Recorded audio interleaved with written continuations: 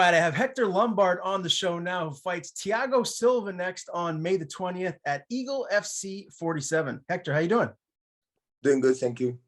I appreciate the time. I'm excited to see you back in action, and obviously you're back in MMA, which has a lot of the fans excited to see you back in this particular sport. Just tell me how camp has been for you thus far. How are you feeling leading into this fight night? I feel good. I wasn't thinking to come back to MMA, but definitely got to retire doing MMA. Okay, that's fantastic to hear. Who are around you nowadays as far as training partners go? Who are the main guys that are with you day in and day out?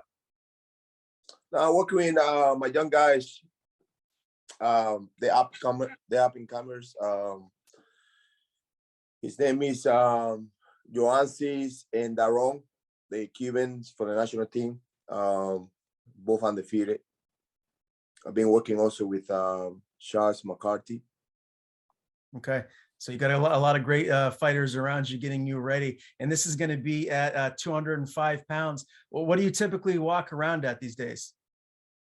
To be honest, I walk around 215 to 220. One of the things I really wanted to ask you too is, you know, you're 44 years old now. You're in fantastic shape. What are your secrets, man? Like, what are you doing for recovery to stay in the physical conditioning that you're clearly in? It comes with the DNA, and it also comes with the kind of like blood type. I'm a O negative. I don't know if you're really into that kind of science, but we usually get to last longer than everybody else. What is it about the O negative blood type that allows you to do that? I think we are maybe like 5% of population worldwide, and we definitely last longer than everybody else.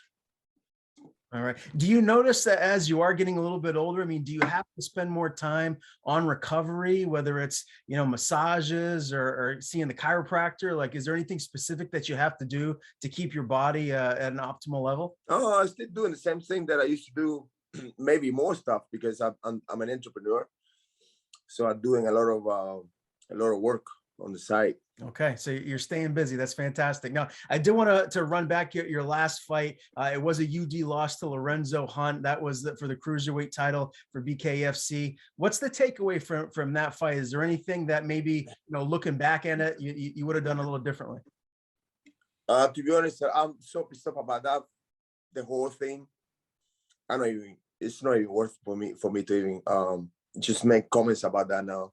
I'm super pissed off. But I'm super focused about MMA, to be honest. The whole scene, the whole situation was pretty upsetting. And like I say, you know, I'm in a state of mind where I'm positive. I want to keep it positive. Don't want to bring the negative into my life.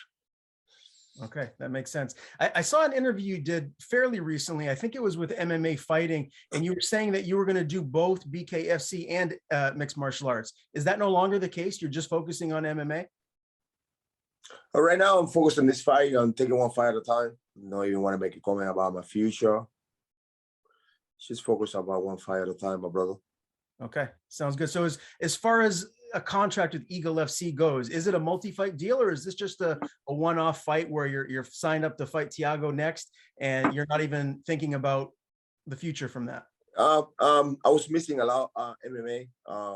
Like I say, I like all combat sports.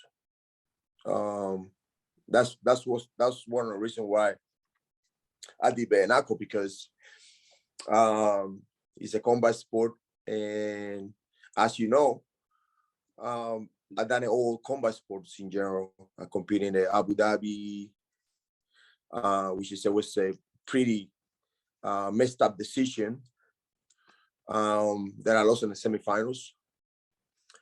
But I compete in the Abu Dhabi grappling.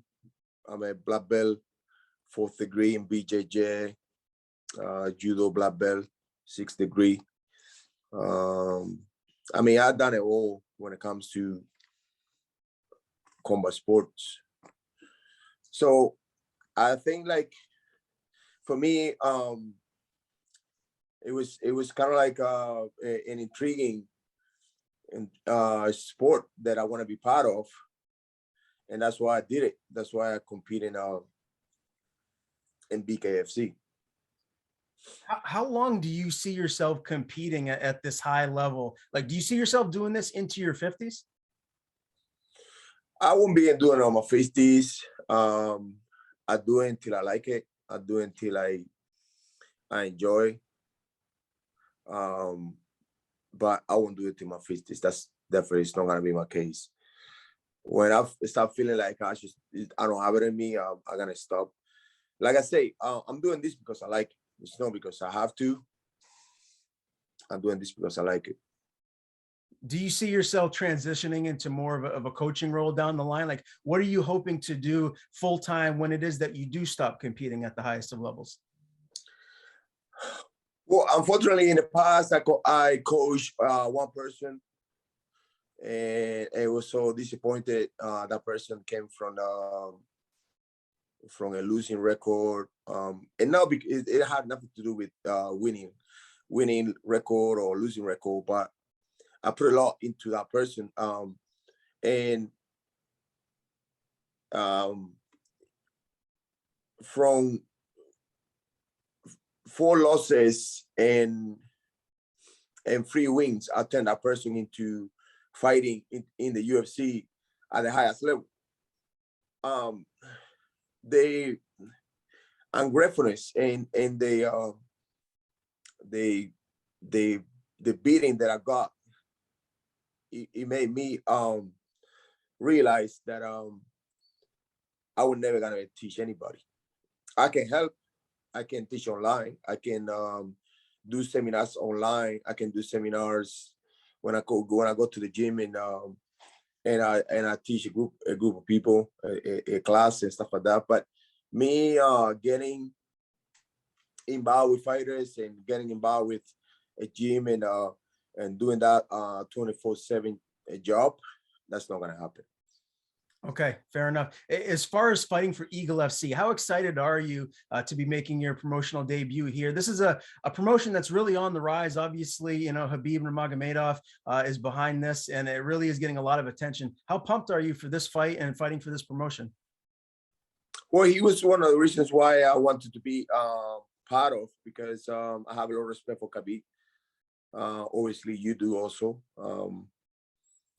And you know, I wanted to be part of it because I know for the fact that he went through a lot of the stuff that I went through. And it's not gonna be like one of those promoters, they promise you everything and just behind your back they stab you and stuff like that. So I always knew that he was going to be like a hell of a promoter, because he's an honest man, you know. Yeah, for sure. No doubt about it. I wanted to ask you too also, do you feel like Habib is the greatest mixed martial artist of all time? Like, if you had to give me your Mount Rushmore, who do you feel like is at the tip top for the best that we've ever seen? I do feel like he's the only one that retired undefeated. And it's so hard to do in this sport, you know what I mean? I was undefeated at one point for like 8 years. And obviously my relationships and stuff like that, and life took me downhill. That one day I will talk about that. But it's so hard to get, you know, to get a perfect record, and he has it. So whether you know, I believe it or not, his result says it all. Yeah, he's one of the GOATs. There's no doubt about that. No arguing that at all. Well, let's talk about your matchup. Thiago Silva, he's 21-9. He has 2 straight losses. His last win, Hector, was in 2018. So this is a guy that you know is coming in here hungry. He wants to get a win. There's a lot of tape on Thiago too, so you can see, you know, how well-rounded of a fighter he is. What are you expecting from him come fight night? Oh, it's gonna come to win. It's gonna come hard. He's been training super hard in one of the greatest gym in the planet. You know, he has a lot of training partners there and stuff like that. So it's gonna be fireworks. Like I say, you know, I just don't want to. I don't want to retire. You know, getting an easy fight and stuff like that. He's a great fighter. good for the challenge. I hope everybody that listen to this interview come and watch the fight. It's gonna be a great fight. Do you expect this fight to take place on the feet, or do you think you guys are going to hit the ground? Like, what do you expect from a stylistic standpoint on May the 20th? Whatever it is MMA. That's one thing that I like about it. You can do it all, ground game, grappling, and stuff like that. So it's gonna be a completely MMA bout. Give me your official prediction. How do you see this ending? How do you get your hand raised? It's gonna end up somebody's gonna get knocked out. He is gonna go for it. I'm gonna go for it. We're gonna swing hard, and it's a great co-main event. And the main event is also great. I love Junior Dos Santos. Yeah, JDS and Jorgen De Castro in the main event, Hector Lombard and Thiago Silva in the co-main event. Again, Eagle FC 47 in Miami, Florida on May the 20th. If you can't be there in person, make sure you watch it on the FlexCast app. Hector, great talking to you for the first time. Before I do let you go, I want to give you the floor, my friend. Tell people where to follow you on social media. If you have anyone to thank, any sponsors, the floor is yours. Follow me in Instagram.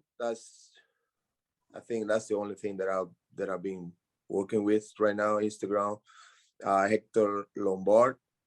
Want to thank my sponsors, Toro Loco MMA, Fusion CBD,